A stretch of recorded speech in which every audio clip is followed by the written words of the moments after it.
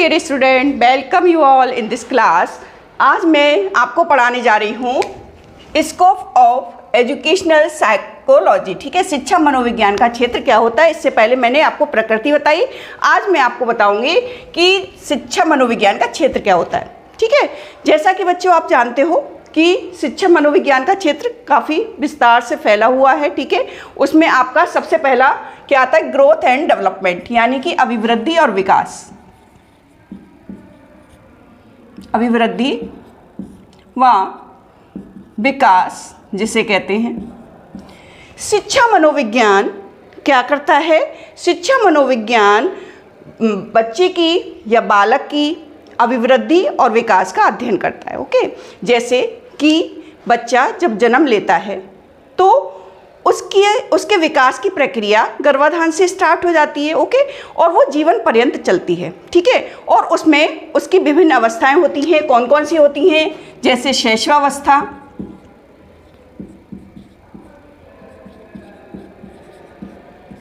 बाल्यावस्था,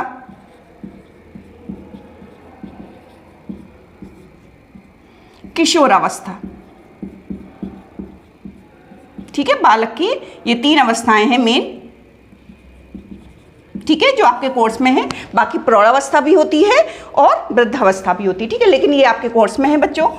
तो उसमें किस तरह से विकास होता है, ये जो है शिक्षा मनोविज्ञान के अंतर्गत आता है। ठीक है, जैसे कि मैं जो बताऊं कि अगर इनका जो शैशवावस्था, बाल्यावस्था, किशोरावस्था किस पर निर्भर करती है? बालक के व्यवहार पर। बालक के व्यवहार, और व्यवहार किस पर निर्भर करता है? बालक का व्यवहार निर्भर करता है उसके शारीरिक, मानसिक,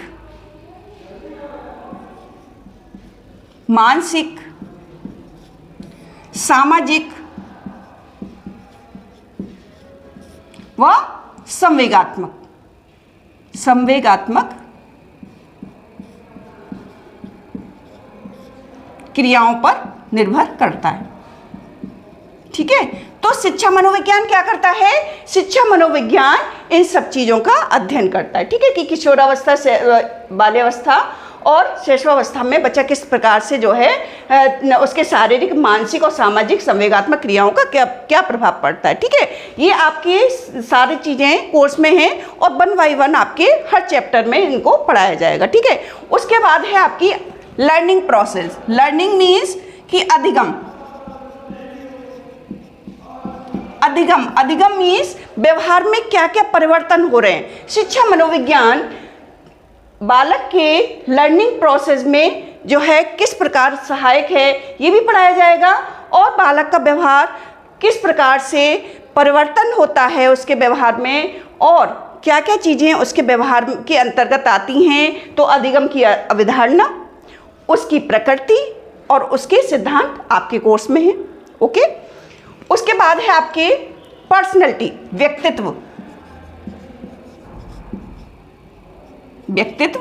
यानी कि पर्सनैलिटी। जैसा कि आपको पता है कि पर्सनैलिटी मानसिक क्रियाओं और सामाजिक वातावरण, मानसिक क्रियाओं व सामाजिक वातावरण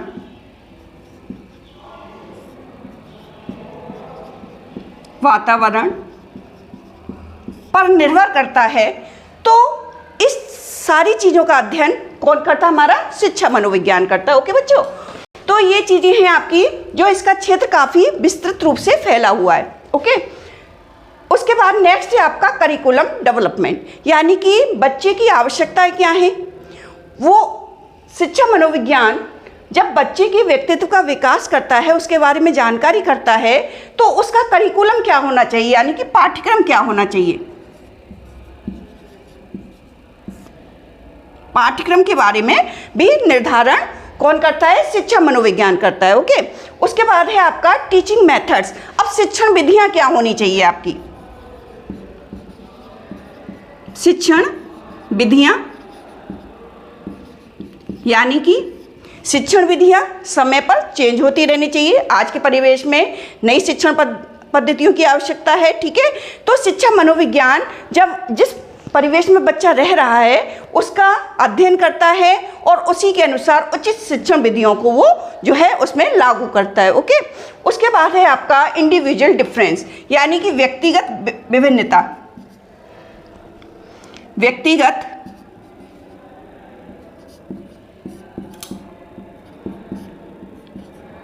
विभिन्नताएं, ठीक है।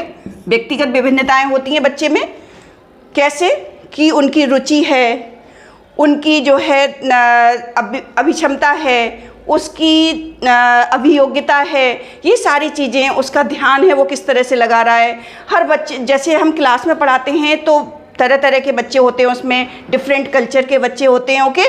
तो उनकी जो है इंडिविजुअल डिफरेंस को ध्यान में रखकर हम किस प्रकार से उन्हें पढ़ाएं, इसका अध्ययन भी हमारा कौन करता है, शिक्षा मनोविज्ञान करता है, ओके।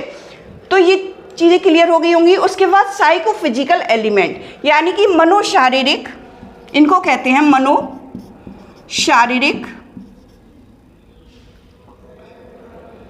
मनोशारीरिक तत्व, यानी कि मनोशारीरिक तत्व प्रेरणा है, रुचि है, ध्यान है, तर्क है, चिंतन है, ये सारी चीज़ें क्या हैं, मनोशारीरिक, मन है और उन्हीं के अनुसार बच्चा उनको बिहेवियर में लाता है।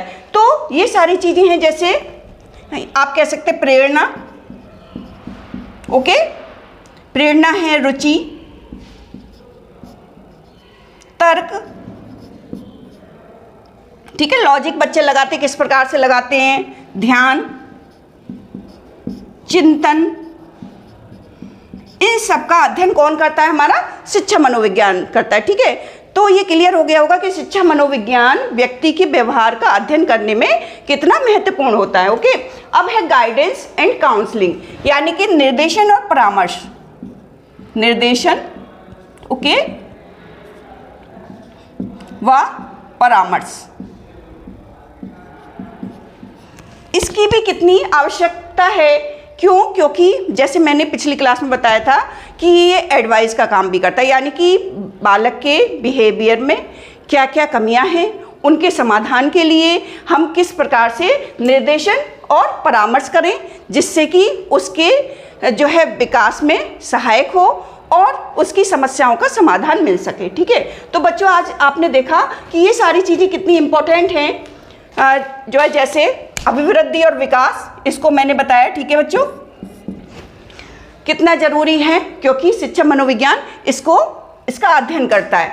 इसी तरह से अधिगम है, अभी आप आगे पढ़ोगे इसको, अधिगम क्या है, अधिगम मीन्स व्यवहार में परिवर्तन,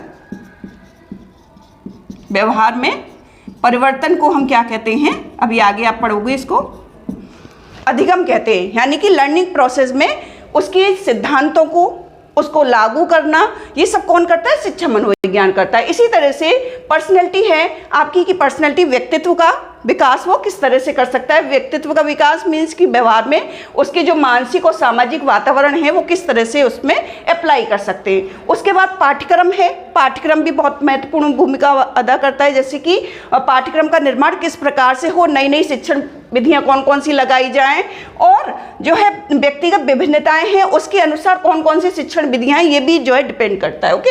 इसी तरह से उनके जो है मनोशारीरिक तत्व हैं, इसका अध्ययन भी हमारा शिक्षा मनोविज्ञान करता है, निर्देशन परामर्श देता है, सलाह देता है। तो कितना ओवरऑल मैं ये कहूँ कि ये सारी चीज़ें कितनी इंपॉर्टेंट हैं, कि स्कोप ऑफ एजुकेशनल साइकोलॉजी कितनी इंपॉर्टेंट है, इसका क्षेत्र विस्तृत रूप से सब तरफ फैला हुआ है, ओके जी, ये भी जरूरी है, ये सारी चीज़ें। तो आज मैंने पढ़ाया आपको कि शिक्षा मनोविज्ञान का क्षेत्र क्या था और किस तरह से ये विस्तार पूर्वक फैला हुआ है, ओके बच्चे, थैंक यू।